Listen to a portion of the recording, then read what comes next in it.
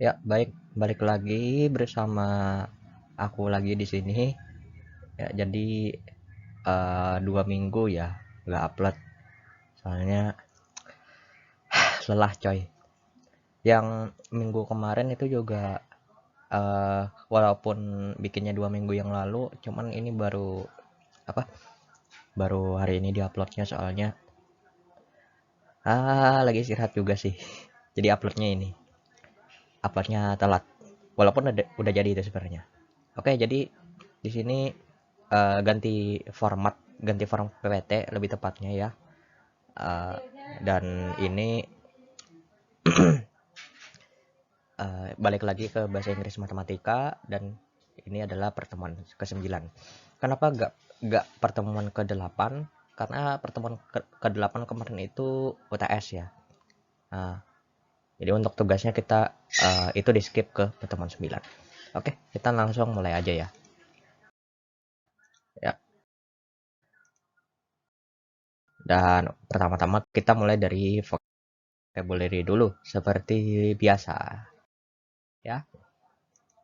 Eh, untuk yang pertama yaitu ada trapezoid ya. Trapezoid itu kalau dalam bahasa Indonesia, dalam matematika bahasa Indonesia itu artinya trapesium ya. Nah, trapesium ini satu bentuk segi empat, di mana eh, sisi sisi sejajarnya itu cuma sepasang ya, dan kedua sisinya ini enggak sama besar ya. Nah, bisa dilihat di sini, ini ada contohnya ya, contoh trapesium. Atas sama bawahnya sejajar, terus dihubung ujung sama ujungnya itu dihubungkan sama sisi yang miring ya. Itu untuk trapezoid. Lanjut, ada yang namanya kita punya dua di sini ya, yaitu rectangle dan juga square. Nah, rectangle ini artinya persegi panjang. Nah, ini rectangle, dan square itu artinya persegi. Beda keduanya itu di mana? Kalau persegi itu mereka ini sama-sama segi empat ya. Bedanya kalau persegi itu keempat sisinya itu panjangnya sama ya. Ini ada sisi 1, sisi 2, sisi 3, sisi 4 itu panjangnya sama semua. Sedangkan kalau persegi panjang itu yang dia itu punya dua pasang sisi yang sama besar ya. Nah, dan yang sama itu eh, gimana ya? Anggapannya dua-dua gitu ya.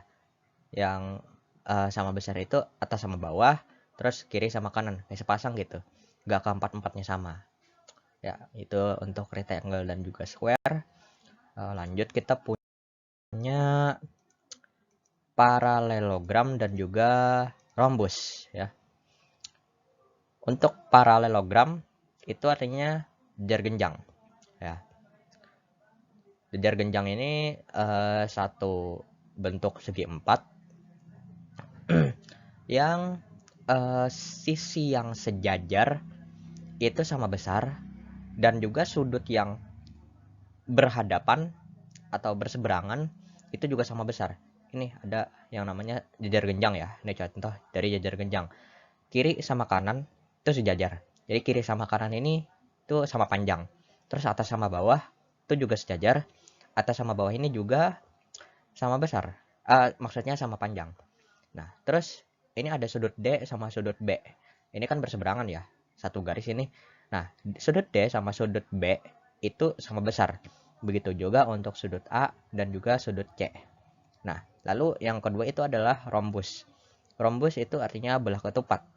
Belah ketupat ini bisa dibilang suatu apa? Suatu jajar genjang yang semua sisinya itu sama besar ya. Kurang lebih kayak persegi, cuman dia bedanya di sudut ya. Nah, kalau persegi itu kan semua semua sisinya sama besar, sudutnya juga sama besar. Sedangkan kalau belah ketupat ini uh, sudut yang sama besar itu cuman sudut yang berhadapan. Ya, dia itu ya jajar genjang, tapi keempat sisinya itu sama besar. Itu aja bedanya.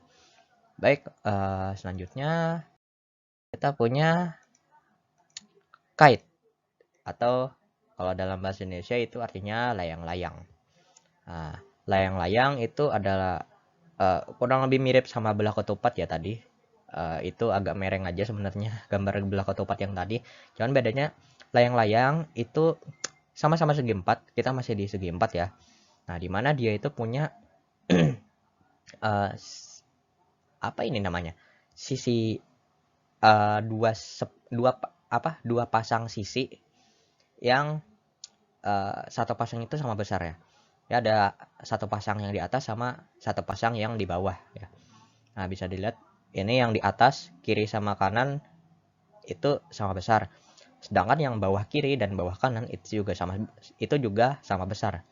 Dan si layang-layang ini itu hanya punya satu sumbu simetri. Sumbu simetri itu apa? Sumbu simetri itu adalah satu garis. Maaf, ini agak bengkok ya, cuman nggak apa-apa. Ya, pokoknya intinya itu sumbu simetri itu adalah satu garis yang membagi si bidang itu jadi dua sisi dua bidang atau lebih, dan bidangnya itu setelah dibagi itu jadi sama besar. Dan si layang-layang ini cuman punya satu sumbu simetri ya. Baik, itu untuk layang-layang. Selanjutnya kita punya circle yang artinya adalah lingkaran ya. Jadi lingkaran itu apa sih? Lingkaran itu sebuah bangun datar yang bentuknya itu gimana ya jelasinnya? Dia itu ada satu titik ya, satu titik, terus ada satu titik di tengah, terus di sekelilingnya itu ada titik-titik lagi. Nah, dimana kalau disambungin dari titik tengah ke titik yang di luarnya itu semua jarak antar titik itu sama gitu. Dan kalau dihubungkan titik-titik di luar itu, dia akan membentuk suatu bentuk yang namanya lingkaran. Baik. Lanjut, kita punya, nah ini udah masuk ke istilah hitungan mungkin ya. Ya, jadi kita punya area dan juga perimeter. Area, ini kita udah sering bahas di materi sebelumnya, cuman mungkin diperdalam lagi di sini, dimana area itu adalah luas dan perimeter itu adalah keliling. Untuk luas, kita tahu sendiri itu mengalihkan semua sisi-sisinya, maksudnya kita ambil satu sisi ya, satu sisi yang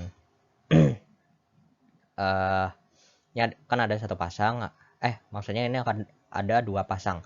Nah, dari masing-masing ini dalam persegi panjang ya. Nah, dari setiap pasang sisi itu kita ambil satu, terus kita kalikan. Ya, 15, 15, 10, 10. Kita kalikan 15 sama 10. Nah, jadi untuk luasnya ini 15 kali 10 itu jadinya 150. Terus untuk keliling itu semua sisi, dan ini dipertegas ya, semua sisi dalam suatu bidang atau suatu bentuk itu dijumlahkan semua. Ini kan ada dua pasang 15, ada dua pasang 10. Jadi kita tambahkan aja 15 tambah 15, terus ditambah 10 dengan 10. 15 tambah 15 30, 10 tambah 10 20, 30 tambah 20, maka kelilingnya adalah 50. Baik. Dan terakhir, mungkin agak lupa sebenarnya, yaitu ada circumference. Circumference ini juga sama keliling. Cuman ini istilah keliling dalam lingkaran ya. Kalau selain selain bangun lingkaran, itu keliling itu kan perimeter ya. Tapi khusus untuk lingkaran, dalam bahasa Inggris, keliling lingkaran itu disebut dengan circumference. Dan itu aja sih. Baik. Oke, vocabulary sudah habis dan kita masuk ke pembahasan. Alright, let's speak English from now. Alright, honestly, for the problem from the video, we don't understand it very much. So I'll just explain what I could explain. Okay, so the video is mostly to tell us to know about mostly about circles. So from the video we learn about circles, everything that is in the circle. All right, so there's an example of a circle here. This is a circle, okay, and the line that what is so there's a line that's what is it, the line that's having that which length is formed from one side of a circle to another side.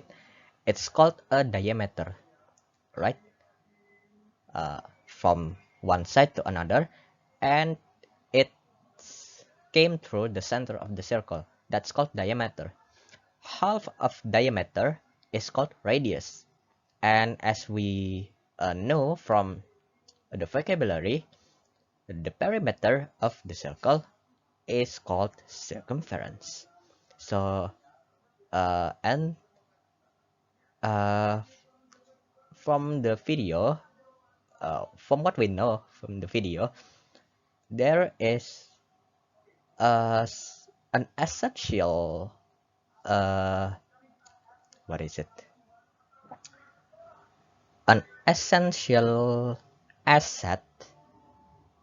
Wait, let me open up translate. Right. So there's an essential element in the circle.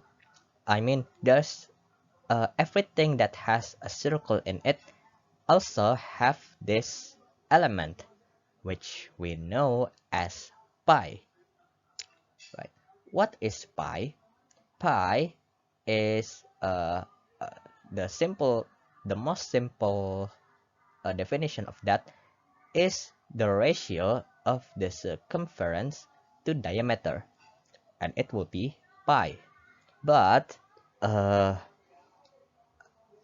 generally, pi is defined as 3.14159 blah blah blah, or if the diameter or the radius of the circle is the multiply of 7, the pi is mostly we mostly define pi as 22 per 7, right? So there's also the formula for what we need to find in the circle. So to find a circumference, we multiply pi with diameter. Diameter is 2 times radius, so the circumference could also be we could also find the circumference by multiplying 2 with p and with radius. If we somehow just know the radius, not the diameter, or vice versa. If we know the diameter, we use this, but if we know the radius, we use this. That's for the circumference. Right, next. So the video has 2 examples for the circle. So we have a circle here. The radius is 3 meter. So the other elements, we need to find another element. First we find the circumference. We know that from the formula before, a circumference is 2 times v times radius. So substitute the numbers with the radius is 3. We don't substitute the pi because mostly it's not mostly mostly it will be substitute, but we just make it simple for the equation. I mean, we just want to make the operation as simple as possible. That's why we don't substitute the the pi. So 2 pi times 3 meter is equal to 6 times pi meter. That's for the circumference. For the diameter, we just multiply the radius by 2. So we get a diameter of 6 meter. That's for the first circle. For the second circle, we have a circle that has a circumference of 10 meter. And from this, what we know about this, let's find the diameter and the radius. So to find the diameter, first we know that the formula for uh, for finding circumference is p times diameter equals to circumference. We substitute the circumference here, and that we divide both sides by with pi.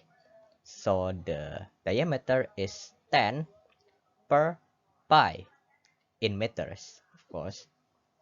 For the radius, we just divide, uh, I mean, we just multiply the diameter by half or divided by 2. It's just the same. So uh, 10 per pi times half equals to 5 per pi. And that's it for the problem for the video. We move on to maybe example 1 from the book, right? The ratios of the measures of the angles of a triangle are 2 to 7 to 9. Find the measure of the largest angle. So the first we must know the measure of a triangle is 180 degree. So there's a triangle here. If we sum all the angles, how big is this, how big is this, how big is this, we add them together, it will always be 180 degrees. Okay, that's something we must know. Okay, and keep that in mind. So first, because this is about shapes, we will draw the triangle to make it easier for us. We have the illustration for it. Maybe it will make it easier to solve this problem. We have the triangle. Step 2, let x as the multiple of the ratio. We learned about ratios before. These are all the kind of same, what is it? They are all consistent, so we multiply all these ratios by x, right? The next step, we will make the model of the equation. We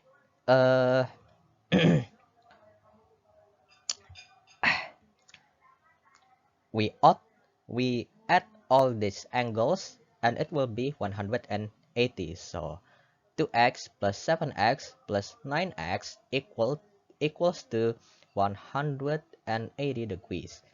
We add them all and it will be 18x equals to 180 degrees. We divide both sides by 18 and we got x as 10, right? So step 4, we substitute the x into all of the uh, angles of the triangle. So for the 2x, we multiplied by 10 and we got 20 degrees. For the 7x, we got 70 degrees, and 9x will be 90 degrees. What's the problem requires us to do?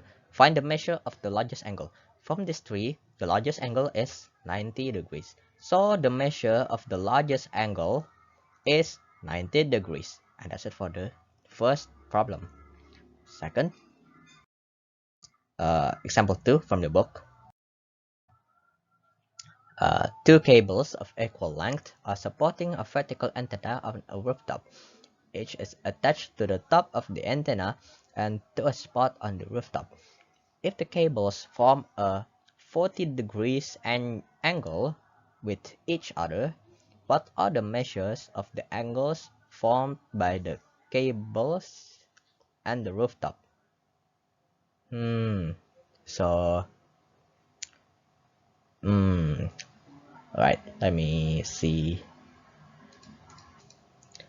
Alright, so the first step is we draw the triangle based on the problem. We know that from the problem, the cables are of equal length. Okay, where is it? Two cables of equal length. Their length are equal, and then they form a 40-degree angle with each other. And since the length are the same, right?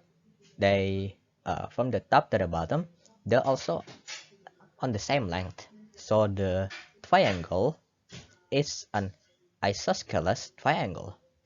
Okay, so the sides here and the sides here is the same. So the what is it? The angle here and the angle here is also the same size. I mean the same. Yeah, it's the same. It's the same size of the angle, right? Next step is to let x as the measure of each of these congruent angles. All right, so these are both the same size, therefore they are congruent. So just let the same variable for them for us to solve the problem. So x plus 40 equals to 180 degrees. Remember the total uh, the total amount of size of all the angles of a triangle is 180 degrees, right? We solve that, we got 2x plus 40 equals to 180. We subtract both sides by 40 and we got 2x as 140. Then we divide both sides by 2 and we got the x as 70 degrees. So what we need to find in the problem, the measures of the angles formed by the cables and the rooftop, right? So after all, we need to find the x, right? We got the x already. So the conclusion is the measure of the angle formed by the cables and the rooftop is 70 degrees. And that's it for the second problem. Right. The third problem, which is example 4 in the book. Sorry, there's a, I think there's some mistake here. Wrong. Yeah, ignore that. Wait for me. Right, so at some time in the afternoon, a 6 feet person casts a shadow that is 10 feet long, while a nearby flagpole casts a shadow that is 22 feet long. to the nearest foot, how tall is the flagpole? So first things first, we take note of the key points in the problem to make it easier for us. So the height of the person, we have the height of the person who is standing there, which is 6 feet, and then that the shadow of that person that is standing has a length of 10 feet, and then we got the length of the flagpole shadow, right, which is 22 feet, and then we draw a diagram here based on what we know and the problem too, so that will help us solve the problem later, right? So we have a person here, and his shadow is 10 feet, and then there's a flagpole here, and the shadow of that flagpole is 22 feet, and here's the length of the flagpole, and to a coincidence, it forms a triangle, right? A triangle that is kind of divided, and that two triangle is has the same proportion to each other. So I think we will use a proportion model in this problem. Okay, right. The next step is right. So I'm right. Assume both triangle has similar proportion. Set up the proportion model. Right. Back the proportion again, guys. So height of person per length of the person's shadow is equal to the height of flagpole per length of flagpole shadow, right? So the next step is we substitute all things we know, right? So we got 6 per 10 equals to height of flagpole per 22. You can also let the height of flagpole as h, maybe, but we don't do that here. It's up to you, okay? But that's possible too. So you're finding h if you are letting the height of flagpole as h. Right, let's continue. After we substitute, we cross multiply, and then we got 182 equals to 10 times the height of flagpole. Then we simplify this equation by dividing both sides by 10, which we got 182 divided by 10, and we got 13.2 as the height of the flagpole. And then the problem requires us to find the how tall is the flagpole to the nearest foot. We got 13.2. We round it to the nearest foot, and it will be 13 feet. So the height of flagpole is 13 feet. That's it for the third problem. Right, that's it. The height of flagpole is 13.2. We round it, okay, into 13 feet. Right, the final problem, which is example 5 in the book. Right, one of the shortest sides of a rectangle is extended 10 units beyond a vertex, and a line segment is drawn from its new endpoint through the rectangle to the vertex opposite to the vertex extended through. This segment cuts the side it is drawn through into two segments of 15 and 84 units. What is the area of the rectangle? So first, ignore the steps on this problem. there's some mistakes in the process. So first, we need to draw the diagram based on the problem to make it easier to solve it.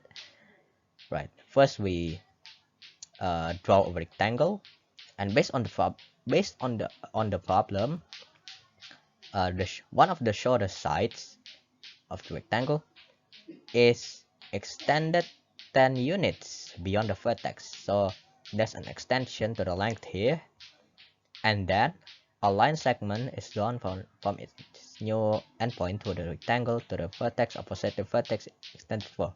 So from this point, we draw a line through the side of this rectangle to this point, right? And that divides this side into two segments, into 24 and 15. And maybe that's enough for the diagram. That's maybe enough to help us in this problem. Okay.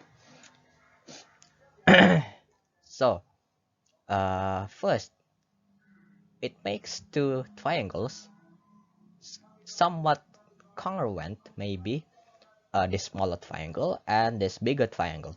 Let's assume that both triangles are congruent, right? And then to make things shorter, there's a side here, the side of the rectangle that is divided by this line. If we add it together, we got the longer side of the rectangle. So we add them, 24 plus 15, and we got the longer side of the rectangle is 39. Right, let's write it here first. 39. Right, 39. Right, then we need to find the shorter side, which we will find by finding this by making the proportion model. So the larger triangle's height divided by smaller triangle's height equals to the larger triangle's base divided by smaller triangle's base. So the larger triangle's height is AD, and the smaller one is EC. And then for the base, the larger one is DF, and the smaller one is CF. We substitute all numbers we know. So we don't know AD yet. Leave it alone. For the EC is 10. Substitute 10 there. DF is 24, and CF is 15. All right. Then we could cross multiply this, but we'll make this kind of shorter. We just cross multiply this one. What is it? Can I? Right. We just cross multiply those two. Okay. So it will be AD equals to 10 times 24 divided by 15, and we got the AD as 16. Right, we got AD as 16. Now we could find the area of the rectangle finally. So the area of rectangle is 39 times 16. How much is that? Right, so the area of rectangle is length times width. The length is 39 and the width is 16. We multiply it. Well, we multiply them and we got 624. So the area of the, what is it? Rectangle. It's rectangle. Sorry for the bad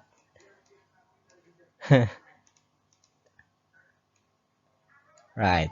So the area of the rectangle is 624 square units. Right, that's it for the final problem. And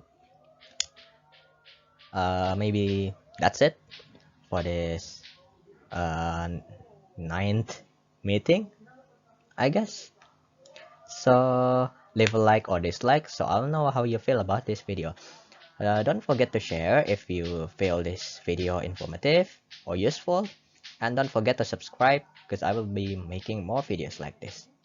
And then see you at the next lesson. Goodbye.